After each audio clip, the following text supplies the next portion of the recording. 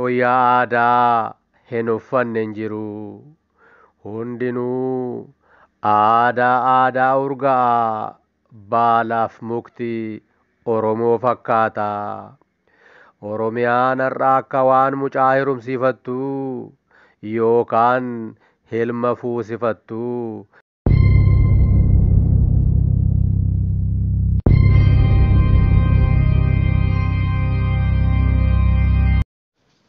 Obomboleettii 22 Asoosama dheeraa barreessaan Natnaaboon Nagaasaa Waaqjiraa Abukaatoo fi Gorsaa Seeraa Seenessaan Abbaa Seenaa Arsadee Obomboleettii 22 Kutaa 39ffaa Kutaa 38ffaa fi kutaalee isa fuuldura turan keessatti akkuma dhagaa turtanii Obbo Lamuun magaalaa Calanqoo gubbaatti badhaasaa Barraaqaa fi Danuuf hoggaa qajeelfama kennanii icciitiin abbootii keenya kanaan duraa irraati dhaloota ammaaf darbe jiraachuu isaa.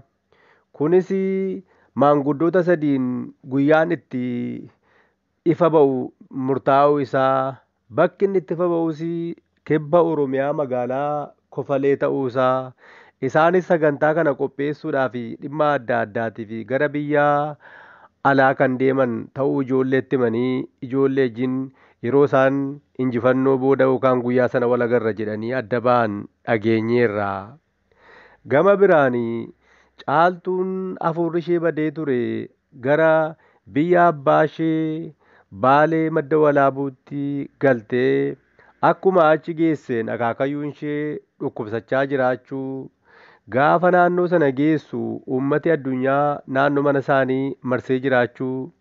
Oromoon biyyatti hafe kan hin jirre ta'uu sana boodas ergaan akaakayyuu isheerraa isheetti kenname maal akka ta'ee fi yeroo owwaalcha isaanii irratti maal akka godhamaa ture gahee Barraaqaan taphachaa ture hundasaa waliin dhageenyeerra. Seenaan kitaaba kanaa akkuma argaa jirtanii gara tokkootti dhufaa jira. Bijigaan haadha isaa gargaarsaaf jecha barumsatti collee ta'e barumsarraa adda kutee dirree barsiisotaa galee sana booddee maandisa ta'ee ramadame waan lafa keessaa qotame sana arge waan isarra ga'aa ture akkuma dhaga'aa turtanii xumura irratti garuu bakka owwaalcha akaakayyuu caaltuutti argamuusaa. Barraaqaa wajjinis waliin turuusaa hundumaa dhageenyeerra. Xumura irratti mataa caaltuu keessa kan naanna'aa ture waa'ee Barraaqaati. Barraaqaan eenyu jettee yaadaa turte? Amma immoo kunoo Kofaleetti akkuma jedhame namni jiituu fuudhuudhaaf jaarsan ergadha jechaa ture pilaazmaa qopheessee xiyyaara mataa isaatiin gara Oromiyaa dhufuudhaaf hundumtuu pilaazmaan kun Oromiyaa mara keessatti bittinnaa'uusaa dhageenyeerra. Kutaan itti aanu maal ta'inna laataa? Kutaa 39ffaa waliin haa hordofnu.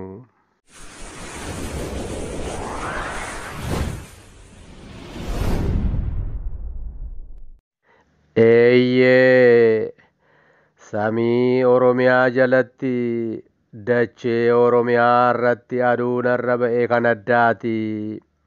Inni miidhagaa guddaa namatti tola. Burqaan bakka fedhee burqusuuta jedhee yaa'a. Bishaan lageewwan Oromiyaa hedduu qaxxaamuru suuta jedhee dhangala'a. Akka durii furguggifamuun hin jiru. Hundumtuu suuta jedhanii waan Oromiyaa keessatti guyyaa har'aa ta'uuf jiru caqasaa deemu. Sochiin kamillee akka isaan darbu kan hin barbaanne fakkaatu kan baay'ee nama ajaa'ibu waa'ee mukeewwaniiti. Hundumtuu calliseera, cal jedheera. Waddeessi, botoroon, muka arbaanii, ashaakiltiin, goosuun, hoomiin, gattiraan, bakkanniisi, sololoon hundumtuu usaniiru. Nama afaan mukeewwanii beekuuf ergaa guddaa qaba. Namni afaan mukeewwanii osoo beekee action talks more than words akkuma jedhamu waan baay'ee irraa dubbisa. Mukooleen kun afaan isaaniin kawaa walitti haasa'aa jiran fakkaata. Tarii inni bahaa isa kibbaatii fi inni lixaa isa kaabaatii fi ergaa dabarsaa kan jiran fakkaata. Moo isaanis guyyaa har'aa waan Oromiyaa keessatti ta'uuf jedhu dhaggeeffachaa jiru laata? Nama jechisiisa. Kan bineensotaas waan addaati. Dur eeyyee durii qalameen, weenniin, jaldeessii fi bineensonni biraan yeroo fedhanitti kolfu, korrisu yookaan dutu. Har'a garuu sa'aatii guutuu irratti qofa hanga sa'aatiin guutuurra ga'utti ni callisu. Yeroo sanatti baalli mukarraa bu'ullee ni dhaga'ama. Gaafa sa'aatiin naanna'ee marsee guutuurra ga'u garuu hundumtuu wal duukaa gadi dhiisu. Eessa booda deebi'anii callisu. Battala sa'aatiin ga'eetti wal faana aleelu. Hoggaa kanatti yeroo sa'aatiin guutuurra ga'u kanatti qalameen mukarra oliif gad utaalaa kofalti. Weennin ni korrisaa, jaldeessi ni bukumsaa, bosonuun ni dutaa, waraabessi ni yuusaa. Eeyyee warri kaanis akkasuma. Sa'aatii tokko guutuu callisanii akkuma sa'aatiin ga'een wal faana abidda qabsiisu. Daqiiqaa isheellee sekoondii isheellee hin dabarsani.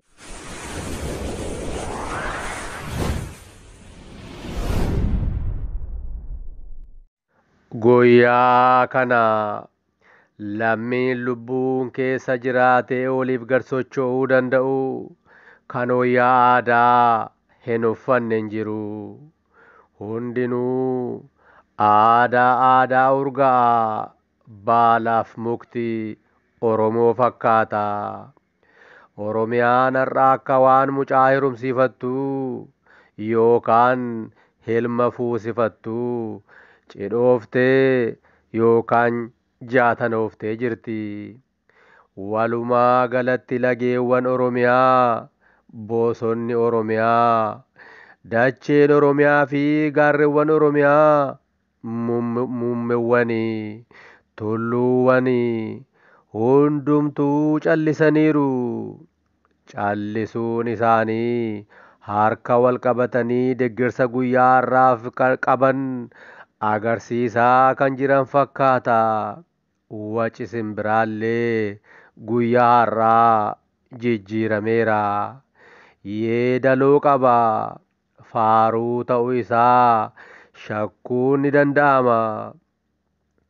Guyyaa har'aa faaruun ibsaa jiru simbirrooleeni. Garuu maal godhu afaan simbiraa wallaaluuni faaruu bareedaa akkasii akka hin barre nama taasisa. Tarii ijoolleen ganda keenyaa suni afaan simbiraa haasofti jedhan suni hiikuu dandeessi ta'a. Maaltu beeka osoo maanguddoota keenya gaafannee afaan simbiraa yeedaloo simbiraa kana sirriitti nuuf himuu danda'u ta'a.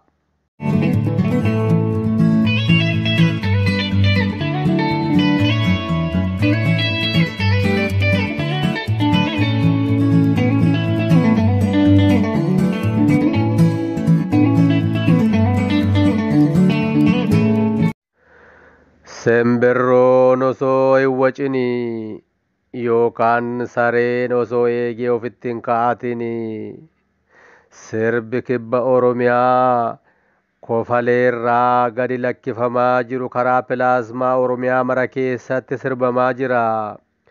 Duulli tokkummaa kun kan eegalame dargaggootaani. Adeemsa keessa namoota gurguddaan tumsamaa jira. Har'as kan gara kofalee deemuu hin dandeenye bakka pilaasmaatti walitti qabamaa jira. Uummata Oromoo baay'inni isaa miliyoona 60 ol ta'u keessaa kan kofalee deemuu hin dandeenye yookaan hin barbaanne muraasa. Dura abbootiin keenya nyaapha biyyarraa hari'uudhaa fi nyaapha biyyatti dhufe ofirraa qolachuuf lola adeemsisaa waggaa turan Oromoon manatti hafun turre. Dargaggeessi ni lola ture. Namoonni gurguddaan madoo kaasu turanii. Dubartoonni bakka lolaa deemuu hin dandeenye galaa qopheessu turanii. Hundumtuu akka umurii isaatti irratti hirmaata ture. Kanaafuu hin jiru jechuudha. Guyyaan har'aa sana nama yaadachiisa. Tokkummaa Oromoo duraanii nama yaadachiisa. Oromoon tokko ta'ee ka'eera. Qopheessitoonni rakkoo haala geejjiba biyyattii tilmaama keessa galchuun hunduu bakka naannoo isaa taa'ee akka hordofu ergaan Oromoota maraaf darbu kan hundaaf darbu al tokkoon ta'uu dhaamsa dabarsaa turaniiru. Sana darbee achuma ga'een arguu qaba jedhee rakkoo geejjibaa keessa qaxxaamuree uummati miliyoona hedduutti lakkaawamu kofalee kan galee jala bultii irraa eegaleeti. Kanaaf akkuma naannoo isaatti bakka pilaasmaan jirutti walitti qabameera. Namni manatti hafe kan jiru hin fakkaatu. Tikseen illee loon illee bakka pilaasmaa jiru. Kan nama dhibuu loonni duraan tiksee malee hin eegne har'a bakka tokko hin socho'anii. Loon keessaallee darbee kan gara pilaasmaa dhufnee hafne malee jedhanii rakkisan guutaniiru. Bakka tokkotti akkuma namaa loon dhaabbatanii sagantaa hordofan baay'eedha.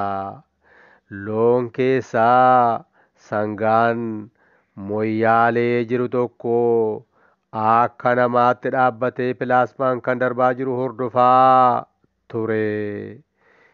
Waan raajiin Oromiyaa keessatti uumamaa jira. Uumamuuf jira. Oromoon aaga dhaga'uu fi ergaa abbootii isaarraa isaa darbe dhaga'uu fi walitti qabameera. Sangaa moyyaalee kanaaf icciitiin kun galee fi'a ta'uu waansa haalan beekamneen akka namaatti dhaabbatee karaa pilaasmaa sagantaa kofaleerraa darbuu hordofaa jira. Kanas Aljaziiraa, CNN fi BBC'n addunyaa waliin ga'anii. Fakkii kana dursee kan dabarse raadiyoo VOA afaan Oromootiin darbuudha. Oromoon xinnaaf guddaan afaan tokko haasa'uu kan eegale fakkaata. Gurrii fi iji dachee Oromiyaa jalatti uumame. Eeyyee gurrii fi iji dachee Oromiyaa jalatti uumame hundumtuu gara kofalee dhaggeeffata. Gara kofalee ilaala.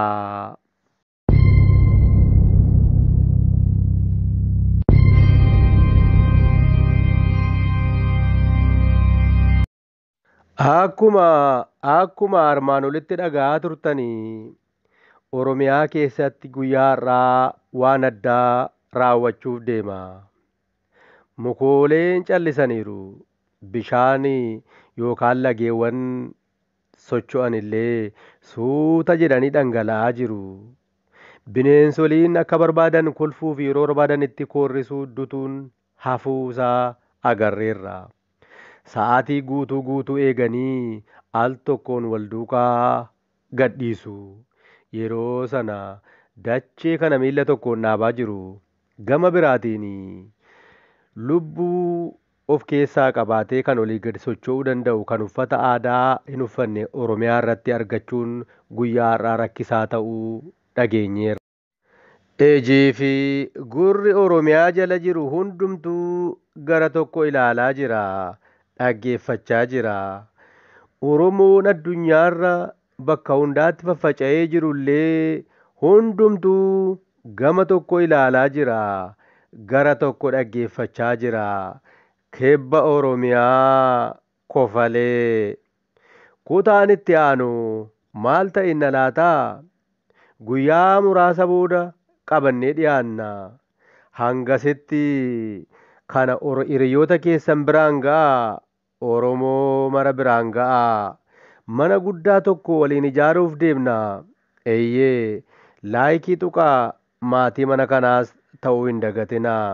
Oromummaan miidhagina. Galatoomaa.